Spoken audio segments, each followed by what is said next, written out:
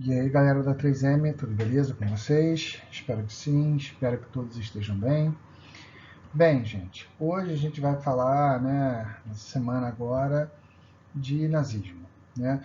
E aí é importante lembrar que a nossa matéria, nosso currículo brasileiro vai se sobrepor um pouco ao currículo do IB também, né? Então eu vou dividir essa aula aqui sobre nazismo em duas partes, em dois vídeos para vocês. O primeiro é esse aqui, tá? Que fala sobre a República de Weimar e a ascensão de Hitler, né? Dá um pouco contexto, né, geral dessa ascensão de Hitler, rapidinho, isso vai ser um vídeo rápido, tá? E depois a gente parte para um já um pouco mais aprofundado, mais focado, né, com as exigências do IB, tá? Sobre a chegada ao poder do Hitler, né? O rise to power do Hitler, beleza? Então vamos lá, né? A República de Weimar, tá? Basicamente é a República Alemã, formada após o final da Primeira Guerra Mundial. Né? A gente já estudou que no final do século XIX, 1871 para ser mais exato, né? A Alemanha se forma, ocorre a unificação alemã, né? Uma unificação tardia, em que a Alemanha se junta com uma grande potência, o Império Alemão, o Reich Alemão, né, o Império Alemão, uma grande potência industrial, militar, né, eles se unificam derrotando a França na Guerra Franco-Prussiana. Né, esse crescimento alemão, né, conjugado com o fato de ser uma unificação tardia, ser uma nação com, né, grande poderio econômico, grande potência militar, mas que já sai atrasada na disputa imperialista, né, que tem que buscar seu espaço já com as outras nações, principalmente na disputa com a Inglaterra e com a França. Essas tensões todas ligadas ao imperialismo vão acabar levando à Primeira Guerra Mundial, nós já falamos disso tudo, né? E que, de fato, né, após, né, a Primeira Guerra Mundial, a Alemanha perde, a Alemanha é derrotada, a Alemanha ela acaba, né, cedendo na Conferência de Paris e assinando o Tratado de Versalhes, né, que foi uma paz imposta à Alemanha, né, medidas impostas à Alemanha, como a gente viu no finalzinho do ano passado, certo? Então a Alemanha perde territórios, né, territórios na própria Alemanha. Se fôssemos, né, se formos olhar aqui nesse mapa, nós vemos que a Alemanha perde um importante território, né, da própria Alemanha para a Polônia. A Alemanha fica dividida aí em duas partes, tá? Com alguns territórios estão marcados em verde, né? Tanto aqui como aqui, né? O Saar à esquerda, tá? E lá na direita, lá em cima, Danzig, né? Com territórios livres, digamos assim, né? Então perde também Alsácia e Lorena para a França, né? Vai perder, né, território para a Dinamarca, para a Tchecoslováquia, para a Polônia e por aí vai. Então perde território e perde suas colônias, perde todas as suas colônias. Tem que pagar pesadas reparações de guerra. Então as reparações de guerra na Alemanha pesam bastante para a economia alemã, se destrói a economia alemã nesse sentido, né? Não de forma desavisada. Vários economistas na época, né, economistas que estavam presentes na Conferência de Paris, entre eles o jovem Keynes, né, John Maynard Keynes, que vai ser um cara bem importante depois, que acompanhava a delegação inglesa, tá, apontam o peso que essas reparações, que essas medidas do Tratado de Versalhes teriam sobre a Alemanha. Toda uma área ali do Vale do Reno, uma área fronteiriça com a França, né, é desmilitarizada, tá? Ou seja, continua fazendo parte da Alemanha, mas a Alemanha não pode levar seu exército para essa região. Né? As forças armadas alemãs são, né, limitadas em termos de equipamento e número de soldados. Então, né, o grande exército, a grande força do exército alemão, de uma hora para outra, né, ela é meio que oprimida, né, pelas outras potências, digamos assim. Ou seja, na verdade, a ideia é de uma grande vergonha nacional. Nós vamos falar até depois, né, do mito, né, do stabbed in the back myth, né, o mito ou a ideia de que a Alemanha fora golpeada pelas costas, faqueada pelas costas, apunhalada, essa palavra que eu buscava, pelas costas, né? A gente tem que lembrar que no final da Primeira Guerra Mundial, né, a Alemanha assina a paz, ela assina o armistício ainda em território inimigo, né? Ela não tinha sido invadida, tá? E as pessoas que assinam essa paz vergonhosa para os alemães, né, que diziam ser uma punhalada nas costas do povo alemão, são os caras que vão governar a Alemanha no período seguinte, que é o período republicano, né, a chamada República de Weimar. Tá? E esse período é um período de forte instabilidade política, tá? Devido a vários fatores. Né? A República de Weimar é uma república parlamentarista, tá? Composta por uma série de partidos, né? Sem nenhum partido tão mais forte que o outro. Diversos grupos extremistas, tanto da extrema-direita como da extrema-esquerda. Né? A Alemanha passa, né, por tentativas de golpe dos dois lados, a Liga Espartaquista, né, no espectro, né, na esquerda, né, e as Freikorps à direita. Tá? São dois desses grupos. Né? Então, em 1919, temos uma tentativa de revolução, a Liga Espartaquista, né? Rosa Luxemburgo, uma das grandes intelectuais da época, né? Marxistas da época. Tá? E os Freikorps, né?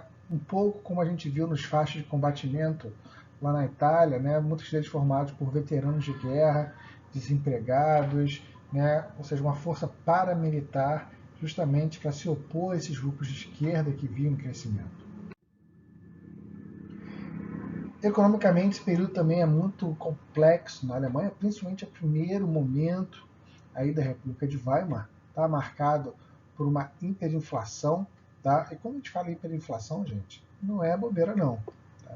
É uma inflação pesadíssima, principalmente no ano de 1923, chega ao ápice dessa hiperinflação. Né? Então, se vocês forem olhar esse gráfico, dá para ter uma ideia boa, tá? Por um lado, dessa hiperinflação, mas ela aparece de outras maneiras também. Né? Seja, né, por, né, a nota aí de 50 milhões de marcos, ou seja, pelo próprio uso que se fazia do dinheiro, né, quando era mais barato você usar dinheiro para brincar do que para comprar brinquedo para as crianças, queimar dinheiro do que comprar lenha. Né? Ou seja, dar uma voltinha para comprar qualquer coisa, uma inflação tão rápida em que você não tinha tempo de produzir papel moeda, qualquer coisa era um problema grave. Lembra que na época não tinha crédito, não tinha débito, não tinha nada disso. Né? Não dava para ser com cartãozinho, era tudo com dinheiro mesmo. Né? Então, era uma hiperinflação pesadíssima, tá? Que vai ter seu auge, né, em 1923. Depois, já, né, os Estados Unidos vai dar um apoio financeiro para a República de Weimar. A Alemanha, então, da metade para frente, da década de 30, a Alemanha se recupera, você já tem um parque industrial bom, né, você já tem, né, a infraestrutura alemã propícia para isso. Né? Então ela se recupera, principalmente depois do chamado Plano Dawes, tá? Que é um plano de empréstimo dos Estados Unidos, de bancos estadunidenses para a Alemanha, para recuperar a economia alemã, tá? Que tem um sucesso, digamos assim, momentâneo, passageiro, mas que resolve a questão da hiperinflação a partir de 1924. Tá? Mas em 1923 a hiperinflação bate, ela é pesada, ela afeta a população de uma maneira, né, fortíssima, né? E ela vai ficar no imaginário. Né? Então, quando a gente for falar da Grande Depressão, do impacto que isso tem para a ascensão do Hitler, tá? A gente tem que lembrar não de 23 em si, isso é muito cedo ainda para a gente falar dessa hiperinflação como uma causa, né, da ascensão do Hitler, mas sim com, né, o eco dela, né, como isso vai chegar lá para frente. Daqui a pouco a gente fala disso. Né? Então, com, né, esse novo plano econômico, tá, é criada uma nova moeda, tá, a economia se estabiliza, volta a crescer, tá, a economia vai indo bem da Alemanha, tá, a Alemanha se torna um grande centro de produção cinematográfica, né? Então você tem Fritz Lang na Alemanha com cinema, você tem, né, produção de teatro, né, Bertolt Brecht, você tem música, jazz, né, e você tem, né, diversos elementos. A Alemanha volta a ser um polo cultural muito forte, tá? E aí, pouco depois vem a crise de 29, ou seja, o comércio, né, internacional cai, né, os empréstimos secam, a cobrança das dívidas são cada vez mais fortes, tá? Isso vai afetar a Alemanha de uma maneira brutal, né? Novamente a economia alemã entra em crise, o desemprego volta a crescer, o terror, né, a lembrança de 1923 volta à memória das pessoas, tá? Então, né, o novo governo tem uma grande dificuldade em lidar com essa situação. Isso vai ser um dos grandes elementos, né, da parte da economia, de ascensão, de motivos, de fator, né, que ajuda a explicar a ascensão do nazismo. Né? Então, você tem, né, em 1931, mais de 6 milhões de desempregados na Alemanha, o que é pesadíssimo. Né? É nesse quadro geral, então, que vamos ver a ascensão do nazismo, né? A ascensão do partido nazista, né? Do Partido Nacional Socialista dos Trabalhadores Alemães, né? Ou seja, nazi. Né? O partido nazista, né, assim, antes que, né, alguém se aventure por essa seara, nós já conversamos mais uma vez sobre isso, então vou passar bem rapidinho, mas só para lembrar vocês, apesar do nome nacional socialista, ele não é socialista. Tá, gente? Na semana passada nós falamos sobre essa ideia, um pouco demos uma explicação, né? Um pouco sobre o que é direita, o que é esquerda e tudo isso. Então, lembrando que o nazismo é um movimento político de extrema direita. Tá? Isso é muito importante, a gente não pode deixar de lembrar disso. Então, em 1921, lá no início, né, da República de Weimar, toda aquela, né, crise econômica acontecendo, ainda não estava no seu auge, ainda não estava no seu ápice, né, o descontentamento com a política, o descontentamento com o final da guerra, né, o sentimento de que os alemães foram traídos pelo seu próprio governo, que é o novo governo, né, Adolf Hitler, né, um austríaco, tá, que lutou e foi condecorado na Primeira Guerra Mundial, né, pela Alemanha, tá, entra no partido, o cara sem grande destaque na vida pessoal dele, que se mostra um grande orador, tá, pega um partido pequeno entre tantos outros, tá, reestrutura esse partido, tá, e consegue mobilizar uma grande massa ao seu redor. Né? Hitler, entre outras coisas, né, essa liderança, tá, ele vai, né, estruturar o partido para além da Baviera, a região, né, Munique, região da onde ele estava, né, onde ele começa com o partido. Tá? Cria um jornal das turmas, né, organizam grupos paramilitares, mais ou menos no modelo dos camisas negras na Itália, né, nós já falamos. Então, esses são as SA, tá? As seções de assalto Sturmabteilung. Tá? O pessoal da seção alemã vai depois corrigir a minha pronúncia, né? Mas são grupos paramilitares, ou seja, que não são do exército, não são militares, mas têm a função militar junto ao partido. Tá? Atuam com extrema violência nas ruas, tá? Partindo para a porrada mesmo, para briga com outros grupos, principalmente grupos da esquerda. Né? Vão começar, né, e isso vai crescer com o tempo, a questão da juventude hitlerista, né, a captação de jovens, né, para o regime. Tá? Vão trabalhar através da atração de sindicatos, né, os trabalhadores, a questão do lazer, momento de lazer, né, uma ideia de cultura, né, nacional. Nós vimos também um pouquinho sobre isso, né, nos vídeos da semana passada. Tá? É nesse quadro, então, né, que o Partido Nazista começa a aparecer. Hitler, né, tenta, em 23, um golpe, né, liderar um golpe de Estado, tá? O chamado Putsch da cervejaria, né, o golpe da cervejaria em Munique, né, uma tentativa fracassada de golpe, na qual ele é preso por pouco tempo, tá? E na prisão ele escreve seu livro, né, Minha Luta, Mein Kampf, tá? Em que ele, né, cria uma visão própria dele, né, de um passado não existente, tá? Mas tentando justificar e traçando os planos dele, né, a linha de ação dele. Isso já deixava muito, né, muito claro nisso daí. Então, dentro dessa linha geral do Partido Nazista, para fechar essa breve introdução aqui, tá?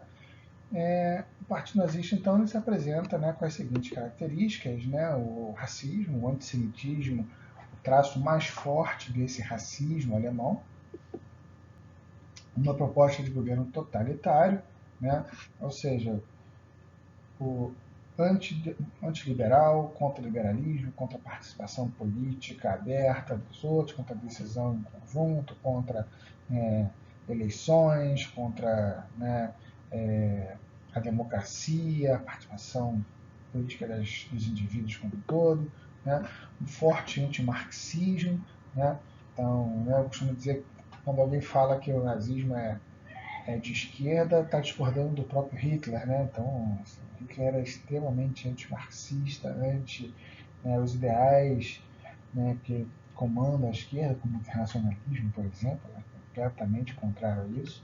Tá? A ideia do unipartidarismo, presente no fascismo, vocês vão ver que esses elementos eles conversam diretamente com aquelas características do fascismo que a gente falou na semana passada, né?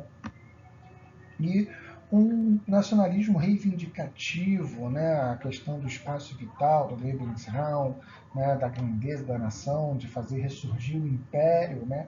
Hitler vai falar né, que ele forma o terceiro Reich, o terceiro império alemão, né, fazendo referência ao Sacro Império Romano-Germânico como o primeiro império, o primeiro Reich, o império da unificação alemã, né, que tinha acabado de ser derrotado na Primeira Guerra Mundial, o segundo império, né, Império Alemão, e agora o dele seria o terceiro império, e o que ele diria ser, né? Falava que seria o império de 1000 anos, o Reich de 1000 anos, né? Infelizmente não foi. Né? Então, nesse quadro geral, se forma o nazismo. Tá? A ideia dessa curta, mas nem tanto, né, aula, né, era mais estabelecer o contexto. Tá?